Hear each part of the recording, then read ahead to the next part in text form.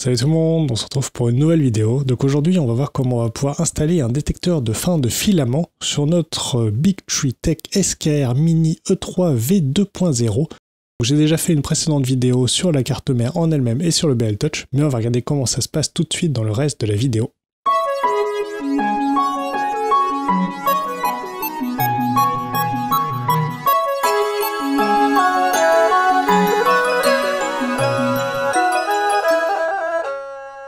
Donc comme je le disais, j'ai fait une précédente vidéo sur la carte mère avec le BL Touch et la carte mère toute seule, aussi pour vous montrer comment pouvoir la configurer assez facilement. Donc là on va voir comment on va pouvoir installer un détecteur de fin de filament en utilisant le port qui est prévu à cet effet. Donc on va voir les petites subtilités par rapport au détecteur qui n'a que 2 pins et ceux qui ont 3 pins. Donc ils fonctionnent quasiment de la même manière, donc il y aura un câblage un petit peu différent, mais on va regarder ça tout de suite. Donc on va retourner sur le précédent projet que j'avais ouvert donc avec la carte mère toute seule et que j'avais modifié pour intégrer le BL Touch, mais on va regarder ça tout de suite pour intégrer notre détecteur de fin de filament. Donc on va faire double-clic sur configuration.h et configuration.advanced.h et on va aller dans le fichier Advanced. On va chercher Fill Run pour décommenter la ligne Define Filament Runout Sensor. Donc là on a un certain nombre de paramètres qui vous permettront de modifier la logique en fonction de votre détecteur de fin de filament. Donc vous avez le statut low ou high pour inverser déjà la logique de fonctionnement et ensuite le runout pull out ou pull down. Donc après il faudra peut-être éventuellement faire quelques tests si ça ne fonctionne pas directement. Ensuite on a le paramètre filament run distance en millimètres. Donc en fait c'est la distance qu'il continuera à extruder avant de lancer la commande qui indique qu'il manque de filament. Et ensuite, on aura la technique de détection, justement, avec le Filament Motion Sensor. Donc moi, je vais choisir de décommenter la valeur Runout Distance et mettre 8 mm pour qu'il continue d'extruder 8 mm à chaque fois qu'il détecte qu'il n'a plus de filament avant de lancer la commande. Donc ça me permettra de libérer le fil qui se trouve dans mon détecteur. Ensuite, dans le fichier Configuration Advanced, on va chercher Advanced_Pose. Et là, on va trouver un certain nombre de paramètres qui vont nous intéresser pour modifier le comportement de notre imprimante quand il détecte qu'il n'a plus de filament, entre autres. Donc ce qu'on va faire, c'est qu'on va pouvoir modifier les différents paramètres liés au unload, donc au déchargement du filament qui se trouve dans notre bottom tube. Donc là, on pourra augmenter la vitesse. Donc c'est quelque chose qu'on peut faire assez facilement. Ensuite, on a les différents paramètres de rétraction qui se trouvent donc au début du bloc. On a tout ce qui se trouve pour le chargement lent et le chargement rapide. Donc moi, le chargement rapide, je vais mettre 60 mm par seconde pour que ça charge plus rapidement. Et ensuite, donc on a d'autres paramètres liés à la purge du filament. Donc une fois qu'il a normalement intégré tout le filament et commence à purger, et donc à intégrer une longueur plus longue. Donc là, pour le unload, ça dépend un peu du fonctionnement que vous souhaitez mettre. Donc si c'est un bottom tube, vous pouvez mettre donc toute la longueur du bottom tube. Si c'est un direct drive, uniquement la longueur du filament qui se trouve dans la tête d'impression. Et ensuite mettre 0 si vous souhaitez le décharger manuellement. Donc après, ça dépend principalement du système que vous avez, donc entre un bottom tube et un direct drive, suivant si vous avez votre détecteur de fin de filament qui se trouve proche de votre extrudeur ou non. Une fois que c'est bon pour vous, vous pouvez cliquer tout simplement sur Build en bas à gauche. Là, ça prendra un certain temps en fonction de ce que fait votre PC et des librairies qui y sont à charger, mais vous devriez normalement avoir un succès. Une fois que c'est fait, vous allez tout simplement de votre dossier avec votre projet Marlin, vous allez dans le sous-dossier .pio, le dossier build, enfin celui du STM avec notre carte mère, et on va pouvoir récupérer tout simplement le fichier .bin et le charger via la carte micro SD. Ensuite, pour localiser le port, donc E0 stop sur notre carte mère, c'est celui qui se trouve en bas à droite en fonction de comment vous tournez votre carte mère. Donc on voit qu'on avait 3 pins, donc 5 volts, ground et PC15. Ce que je vais faire, c'est que je vais utiliser un détecteur de fin de filament qui est en 3 pins. Donc on voit que les 3 pins sont inversés, ou en tout cas celle du ground est au bon endroit, mais celle du signal et du VCC, donc de l'alimentation, sont inversées. Donc ce que je vais faire, c'est que je vais couper tout simplement mon fil, qui est déjà de bonne longueur, donc j'aurai toujours du rab quand même pour l'utiliser assez facilement avec ma carte mère. Et je vais couper un petit bout qui me permettra de faire tout simplement un adaptateur qui inversera la logique. Parce qu'évidemment, je ne vais pas essayer de modifier mon câble à chaque fois que je passe d'une 1.1.5 à une Big Tree Tech ou autre carte mère. Ensuite, je vais utiliser mes fils pour pouvoir sertir une nouvelle fiche dessus.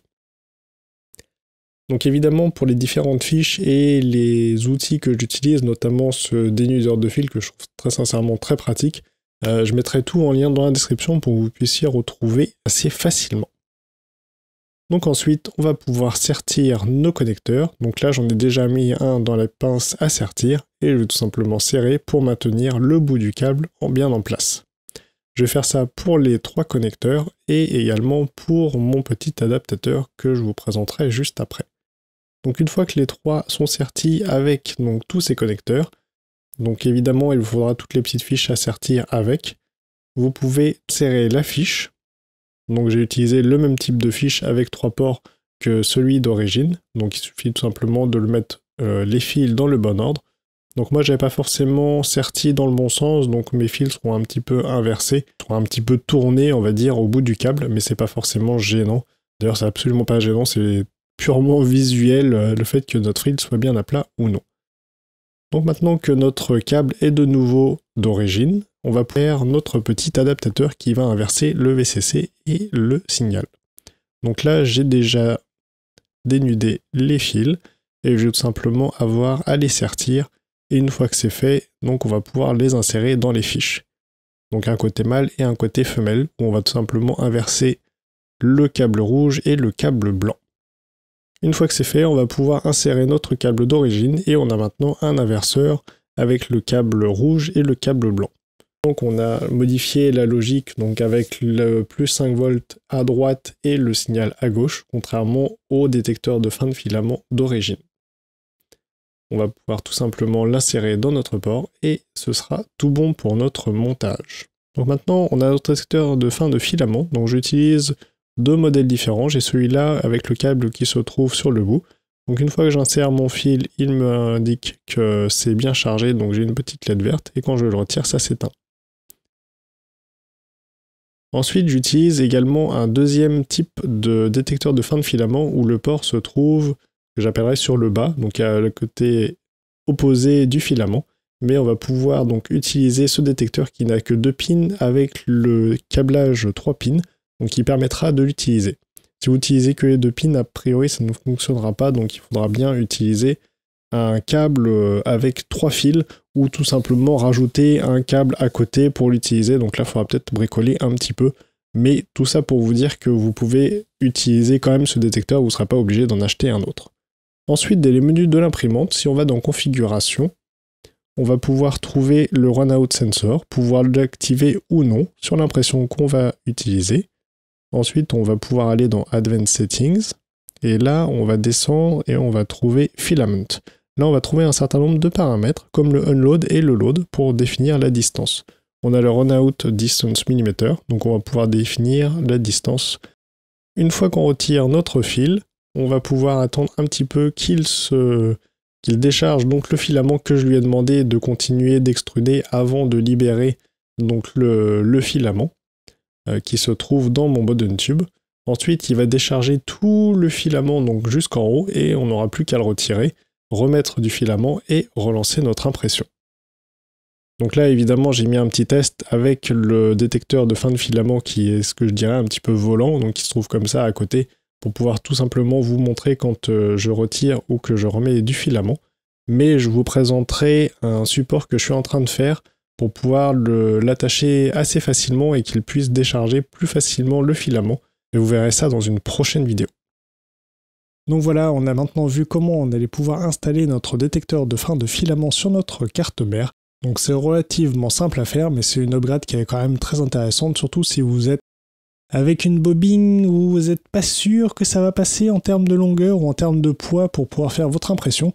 Donc c'est toujours bien de pouvoir l'arrêter, de reprendre avec une nouvelle bobine quand vous n'avez plus de filament, ou éventuellement même vider toutes les petites bobines qui vous restent de précédents projets où vous n'avez pas entièrement terminé le filament qu'il vous restait. Donc évidemment, vous retrouverez en lien tout ce qui correspond à la vidéo, donc les précédentes vidéos que j'ai mentionnées, et aussi également tous les petits éléments, notamment pour pouvoir faire le petit câble avec le kit de sertissage, qui sont toujours bien pratiques quand même pour pouvoir bricoler un petit peu nos fils d'alimentation, que ce soit pour les ventilateurs, les détecteurs en tout genre, que ce soit BL Touch ou donc le détecteur de fin de filament. Surtout que les câblages entre les cartes mères Creality et les Big Tree Tech ou d'autres marques n'ont pas vraiment de référence commune. Donc on retrouve souvent des câbles qui sont inversés, donc à moins de bricoler la fiche et généralement de la casser une fois sur deux, il vaut mieux refaire un sertissage propre.